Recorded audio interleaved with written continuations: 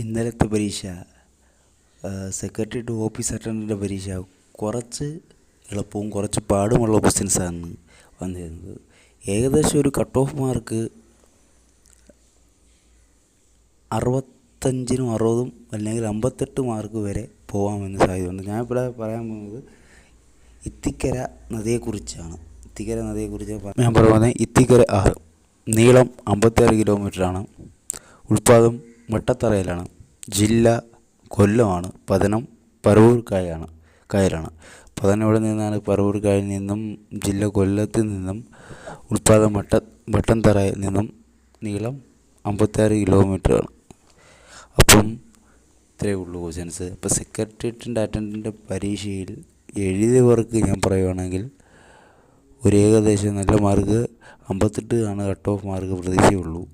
Okay, by.